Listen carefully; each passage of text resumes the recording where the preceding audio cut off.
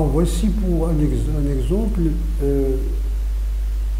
pour calculer ces limites de ce type sans utiliser les parties conjuguées, sans utiliser les parties conjuguées. Ça ne veut pas dire que c'est plus simple, mais on sait ce qu'on va faire. C'est-à-dire si on ne connaît pas les parties conjuguées, c'est simple, on sait ce qu'on va faire. C'est-à-dire en utilisant la dérivabilité. Alors, sans utiliser là, vous avez donc, vous considérez, donc déjà lorsque vous remplacez x par 4, vous allez avoir la forme 0 sur 0. Donc on va considérer, vous considérez toujours cette fonction-là, ça c'est une fonction.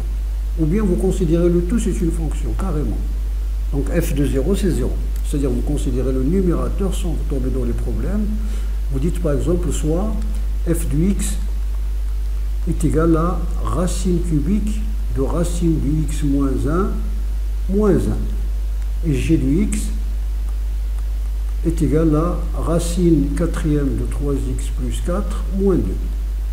Vous aurez pu prendre f du x uniquement ça. C'est-à-dire vous pouvez prendre f du x uniquement ça et g du x uniquement ça. Mais sans vous poser de problème, vous pouvez le considérer comme ça. Et vous avez donc donc f de 4, c'est 0, puisque vous avez 0 sur 0. Et g de 4, c'est 0. Donc le problème ne se pose pas. Donc qu'est-ce que vous avez cette limite? La limite là, si on appelle L, donc L est égal à quoi? L, c'est la limite lorsqu'x tend vers 4, de quoi? De f du x, donc moins 0, moins f de 4, c'est 0, sur x moins 4, sur g du x, moins g de 0. G de 0, c'est 4. Moins g de 4, pardon. G de 4, c'est 0. On va faire apparaître le taux d'accroissement. Donc limite x tend vers 4 de f du x moins f de 4 sur x moins 4.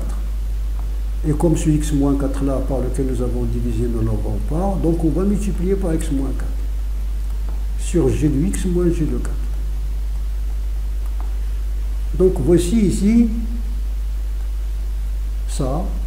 Vous pouvez écrire ça, mais c'est pas la peine de l'écrire. X tend vers 4 de f du x moins f de 4 sur x moins 4 multiplié par 1 sur g du x moins g de 4 sur x moins 4. C'est pas nécessaire d'écrire ça. Hein. C'est pas nécessaire cette dernière ligne de l'écrire.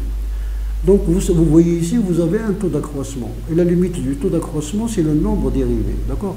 Alors comme les fonctions sont dérivables, comme f et g sont dérivables, on va prendre un peu de la largesse, sont dérivables en 4, ou bien même en 4. Ils sont dérivables même sur 1 plus l'infini, 1 plus l'infini ouvert. Alors, dérivable en 4, qu'est-ce que vous avez? On a g, et on va calculer g' du x. Sont dérivables sur, on va prendre directement sur l'intervalle, dérivable sur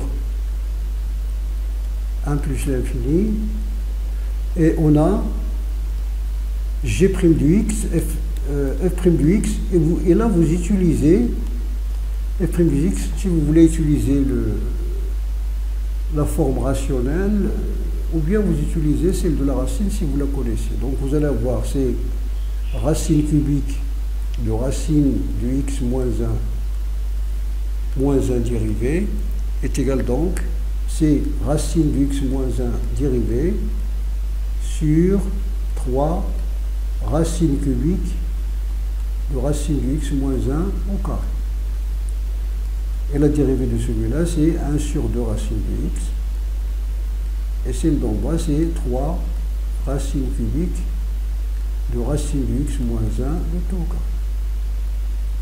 Donc voici, ça c'est la dérivée de la racine cubique. D'où f' de 4 est égal à quoi? Donc vous allez avoir ici 1 sur 4 sur 3, ça, racine de 2 c'est 1, ça c'est 1, tout entier c'est 1. Donc vous allez avoir 1 douzième, 1 sur 12. La même chose, et À quoi est égal g' du x? G' du x est égal à racine quatrième de 3x plus 4 moins 2, le tout dérivé. Donc ça va nous donner 1, donc la dérivée c'est la dérivée de 3x plus 4 sur 4 racine quatrième de 3x plus 4 à la puissance 3. Donc est égal à 3 quarts multiplié par 1 sur racine quatrième de 3x plus 4 au cube. Donc à la puissance 3, on va mettre un dehors là. Très bien.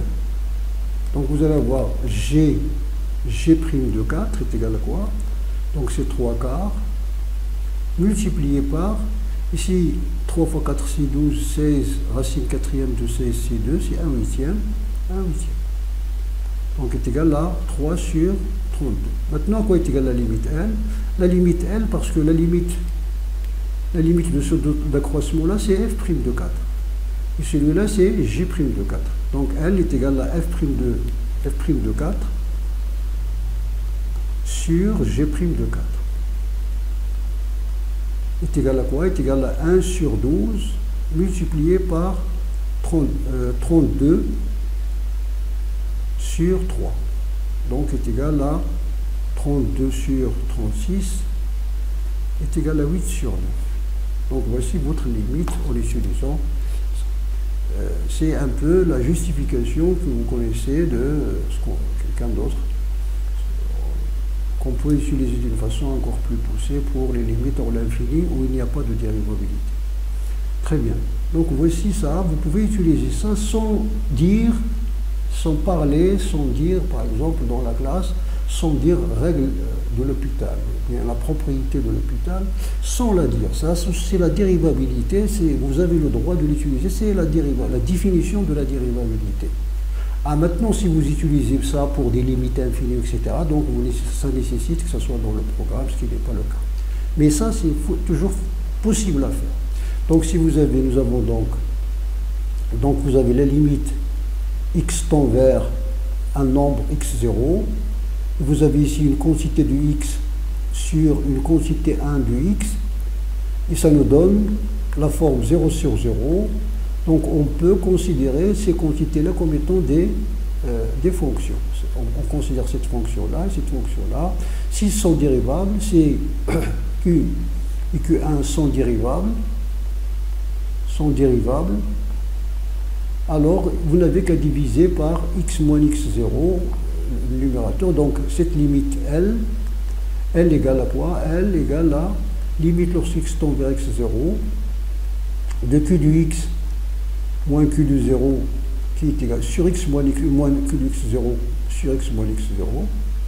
Et vous allez avoir ici multiplié par x moins x0 sur q1 de x moins q1 de x0.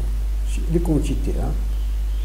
Et vous avez là, ça c'est, puisque les fonctions sont dérivables, ça c'est la fonction q' de x0, et ça c'est la fonction q1' de x0. Et vous avez le droit d'écrire ça, c'est la dérivabilité, sans parler de la règle de l'hôpital. Très bien.